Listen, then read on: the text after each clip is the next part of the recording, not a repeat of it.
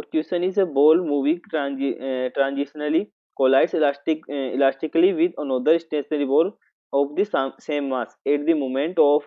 impact at an angle between straight line passing through the center of the balls and direction of the initial motion of the striking ball is equal to 45 degree. Assuming the balls to be smooth, find the fraction of the kinetic energy. हमारे को fraction of the kinetic energy find करना है, ठीक है, of striking ball that turns into potential energy at the moment of maximum deformation. ठीक है, तो देखिए एक बॉल है, ठीक है, ये मान लो u वेलोसिटी से इस डायरेक्शन से आकर के, ठीक है, ये हमारी एक स्टेशनरी बॉल है जिससे हिट करती है, ठीक है, ये हमारी अनदर बॉल है स्टेशनरी जिसका मास m है, ठीक है, ये m मास की बॉल इससे आके हिट करती है, ठीक है, ये जो डायरेक्शन है ये मैंने x एक्सेस यहाँ पे मान लिया, ठीक है, और ये जो एक्सेस है ये मेरी y एक्स है, ठीक है, ये x एक्सेस हो गई, ये y एक्सेस हो गई, ठीक है, ये u वेलोसिटी है, ठीक है, एंगल जो बना रही है, ठीक है, अगर मैं इस एंगल की बात करूं, ठीक है, ये जो एंगल है अल्फा है जो कि हमारे को 45 डिग्री गिवन है, ठीक है। अब देखिए यहाँ पर क्या हो रहा है, ये u वेलोसिटी से आकर के इससे हिट की थी, ठीक है, तो यहाँ पर इन दोनों का मास सेम है, ठीक है, तो मैक्सिमम डिफॉर्मेशन यहाँ पर क्या होगा, ठीक है, तो देखिए लेट वेलोसिटी ऑफ जो हमारी कोलाइडिंग बॉल है वो u मैंने अज्यूम कर ली, ठीक है, applying law of conservation of momentum along x direction के अलोंग अगर मैं कंजर्वेशन ऑफ मोमेंटम लगाता हूँ, ठीक है, तो देखिए इस बॉल की बात करते हैं m इंटू यू वेलोसिटी से आई थी,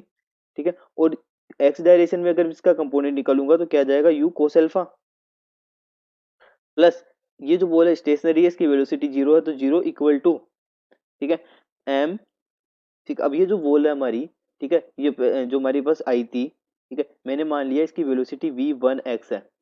प्लस इसका मास भी m है और इसकी जो वेलोसिटी है मैंने मान लिया स्ट्राइकिंग का v2x हो जाती है, ठीक है, तो ये इक्वेशन बन गई हमारे पास। एट मैक्सिमम डिफॉर्मेशन की अगर मैं बात करूं, ठीक है, तो मैक्सिमम डिफॉर्मेशन कब होगा, ठीक है, जब हमारे पास दोनों की वेलोसिटी क्या हो जाएगी, इक्वल हो जाएगी, ठीक है, अगर मैं मैक्सिमम डिफॉर्मेशन की बात करूं, ठीक है, तो मैक्सिमम डिफॉर्मेशन कब होगा, जब हमारे पास इन दोनों की वेलोसिटीज क्या हो जाए, बराबर हो जाए आफ्टर कोलिजन, ठीक है,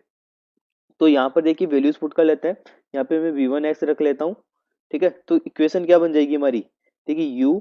कोस अल्फा, ठीक है, m से तो m हमारा कैंसिल हो जाएगा, ठीक है, इक्वल टू ये आ जाएगा 2v1x, ठीक है, यहाँ तक समझ में आया, बिल्कुल सिंपल था। यहाँ पर क्या हुआ, अगर मैक्सिमम डिफॉर्मेशन की बात हो रही है तो कोलाइडी के बाद दोनों बॉल्स की वेलोसिटी सेम हो जाएगी, ठीक है, यहाँ तक हमने अभी तक कुछ नहीं किया। अब इसको देखिए आगे सोल्व करते हैं, तो यहाँ पर अगर मैं v1x अगर फाइंड करूँ, ठीक है, तो सिंपली मैं v1x यहाँ से फाइंड कर लेता हूँ, ठीक है, तो v1x की वैल्यू क्या होगी, देखिए इसको मैं इधर भेजूंगा तो u कोस अल्फा बाई 2, ठीक है, ये मेरी v1x निकल गई, ठीक है, अब हमारे को क्या निकालना था, फ्रैक्शन निकालना था काइनेटिक एनर्जी का, ठीक है, तो काइनेटिक एनर्जी का फ्रैक्शन निकालने के लिए इनिशियल और फाइनल काइनेटिक एनर्जी निकालनी पड़ेगी, तो सबसे पहले इनिशियल काइनेटिक एनर्जी फाइंड कर लेते हैं, initial kinetic energy of the system, ठीक है, ये हमारी किसके इक्वल हो जाएगी, हाफ